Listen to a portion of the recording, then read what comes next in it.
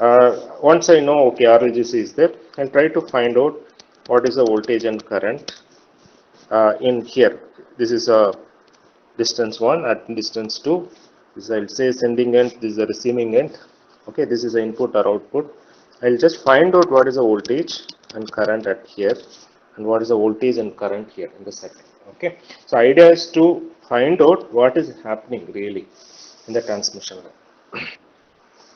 So once I know V and I, then I can easily find out. For example, I have a RV and somewhere in Mysore, and I'll go to maybe probably what is the place, Chenpatna, or let us take Mandyas, some places. Okay, okay, here Chenpatna is there, Chennapatna. Okay, okay. So here I am sending some signal. For example, let us take 100 voltage, 50 degree. Current is 2 amps minus 35 degree. So voltage and current can be both have a magnitude and phase. So I want to know when it reaches Chenpatna, what is my voltage and current. When it reaches Mandya, what is the voltage and current. So that I can find out if I know the solution V of Z. What I have to do? Just have to substitute voltage at Mandya. For example, typically 100 kilometers. So at 100 kilometers, it's nothing but this is on the Mandya. What is my voltage? Okay, and similarly, what is the current at 100 kilometers near to Mandya? Okay, so this way, it's really a useful solution. If I know V of Z and I of Z, V of Z and I of Z, I can easily find what is that actually the voltage is there in a particular distance, particular position, or particular no, the point in the transmission line. Okay, so this is very useful equations if I get. So when I see that voltage and current, I get whatever we have seen in the last class when how we started derivation. We use that first thing is we use that Kirchhoff voltage, Kirchhoff current law. Okay, Kirchhoff voltage and current law. Then write voltage V of Z or V of Z plus del Z comma t minus V of Z comma t divided by del Z. So current law is similar. So I told the advantage of seeing one thing is it is other thing is just a mirror of it. So I will get this using KCL and KVL. Once I have written this, at the right side obviously there is R will be there, here L will be there, G will be there, and C components will be there. Okay.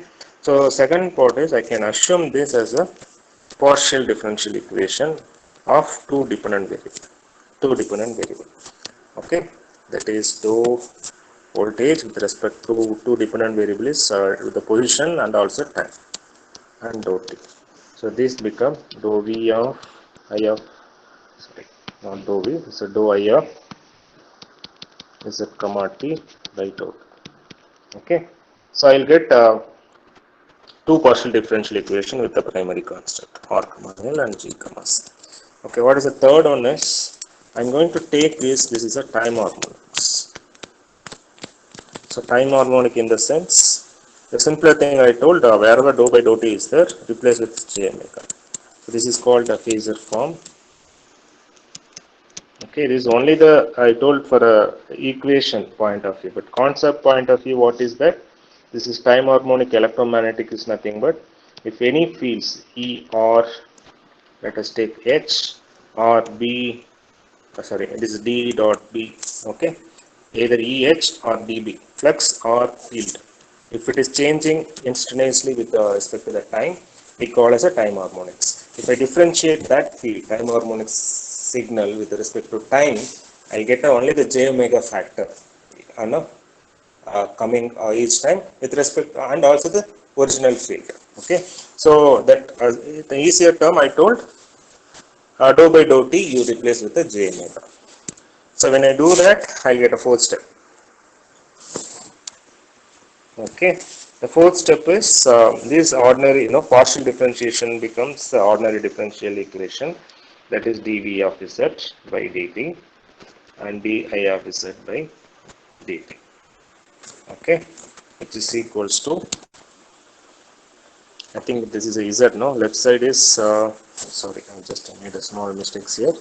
This left side should be with respect to time, no, distance only it is changing, no? So supposed to be voltage with respect to z, current with respect to z. Okay.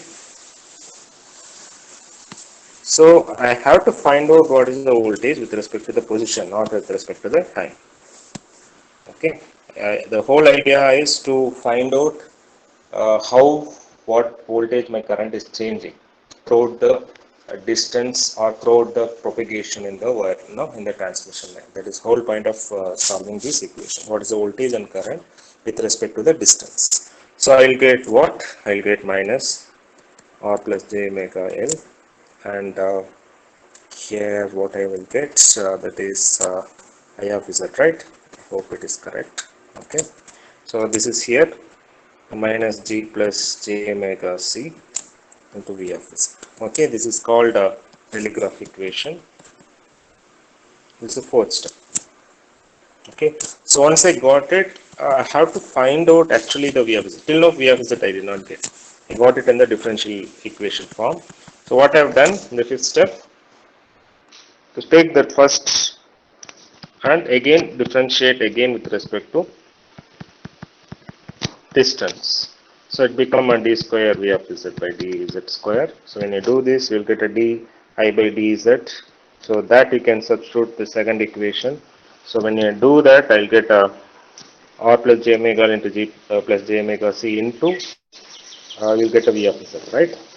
So that I can be written as gamma square. So this can be written v of z. This d square I of z by dz square can be written as gamma square I of z. Okay. So is that clear? It is a little more kind of, we are seeing equations continuously. I just want you to ask any question if you have anything coming into your mind. I just want you to ask some question if you have. So the whole idea is to find the solution for transmission line, to find out what is the V of Z and I of Z. One thing is we should know why we are doing this, and we should know how we are doing it. So why we are doing is the first thing. The thing is why we have to find out the V of Z and I of Z is what is the voltage and current at any point of transmission line. So if I know that, then I can certainly say what is happening to my signal. Okay. So that is one thing why we are doing it, and how we are doing it, starting from circuit analysis of KVL and KCL and slowly deriving that, making a differential to ordinary differential equation, and finally getting a telegraph equations, and before that assuming that it is a time harmonic signal, and after that doing the easier simplifications. I'm doing a double differentiations and start getting this wave equation. This is called especially the wave equations. So coincidentally, the electromagnetic signal is wave. Okay, this is my E field. This is my magnetic field. Okay, okay, this is E. This is, sorry, this is E. E Ex. This is my HY. This is the direction.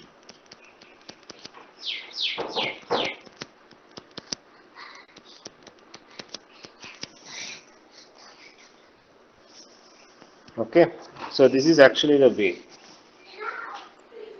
So this is a wave equation, coincidentally. So when I solve this wave equations, I get this. So I stop. If you have any questions, I give some pause. No, just to answer if you can have any questions in your mind. So when you solve this, I'll get two solution for this. So I'm going to add two solutions superposition basically. Okay. So what I will do, there is I'll get a complete solution of V of Z, that is V plus e power minus gamma Z and V minus e power plus gamma Z, and similarly I of Z I plus e power minus comma z and I minus e power plus comma z. Okay, so keep it in mind, this is one of the very standard question in the exam. Okay, so how we get v of z and I of z? When you closely observe these equations, you can come to know at any point of voltage and current depends on mainly gamma. Gamma is nothing but what?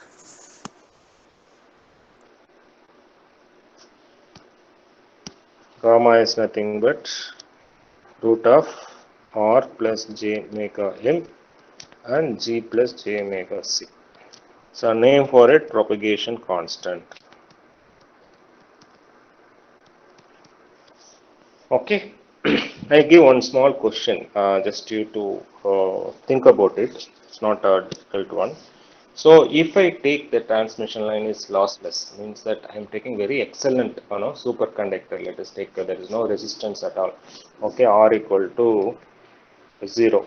Okay, and also I am saying that there is no the resistance across between these two lines. Okay, there is no conductor loss between the two conductors. Okay, that is G equal to 0. So when this is the case, what will be my V of Z and I of Z? Can you take a paper and write? So it is not a difficult. We have already the V of Z and I of Z. The poll question I could have made and can be asked while presenting it, but however, it is concept is more important. This is kind of aid to make you to more interactive and make more. Sometimes while telling, that's why I just did some mistake there. Instead of dv by dz, I put dv by dt. Sometimes while writing what we think and what we write, sometimes there is a mistake. So that's why it is always whether it is correct. If you ask yourself intuitionally, so you will get the correct way of exactly coming from concept to into the paper. Okay, so I got one response, v plus e power minus j beta z and v minus e power j beta z. Okay. So how do you know about beta? Okay, very good. So basically, okay. So okay, so so here v of z equals to v of z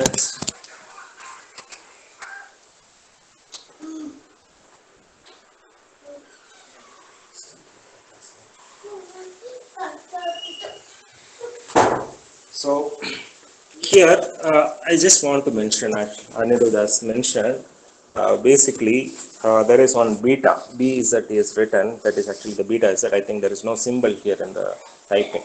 Okay, so what is that B? So the V of Z equals to V plus e power minus gamma Z, V minus e power plus gamma Z. Okay, so when R equal to G equal to 0, what happens? This gamma.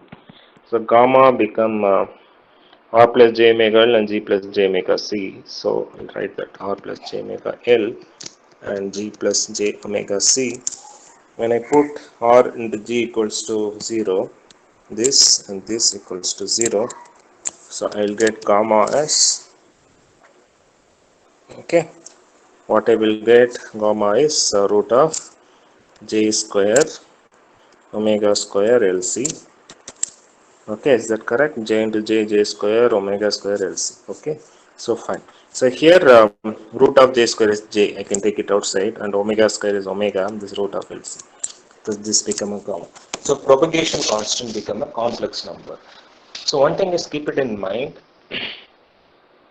Conceptually, if gamma is a complex number, that we can say that that line is lossless. It looks strange. Okay, what is this propagation constant? What is this complex number? And how we can say this is a lossless?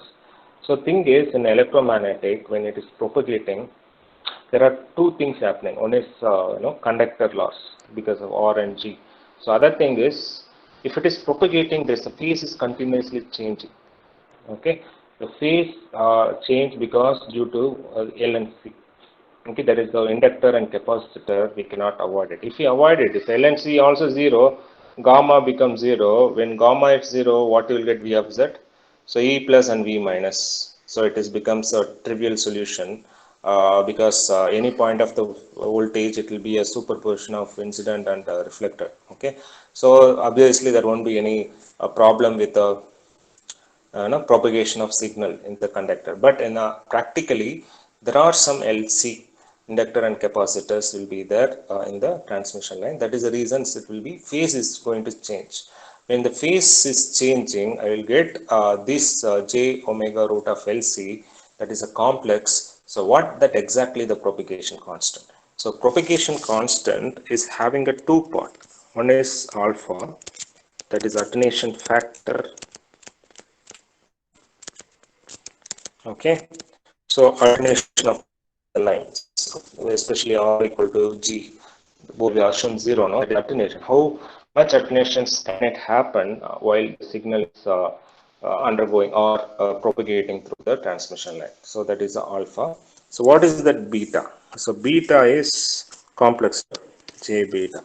Beta is a phase constant. What is that phase constant? Okay. If you go a little closer, what is this phase constant? The phase constant is, I can write as 2 pi by lambda. Okay, what is that? So when you take the particular any signal, it will have some wavelength. Okay, so if I divide the total, no, and typically in sine wave, this is total wavelength is 2 pi, right? So typical wavelength, let us give a two sinusoidal signal. Let us, this is my observation distance. So this is one sinusoidal, this is another sinusoidal signal. Just tell me, okay. So what is this beta here? What is the beta here? This beta 1 and this is beta 2. Okay. So I have both are sinusoidal signal. Okay, but both beta 1 and beta 2 is not same.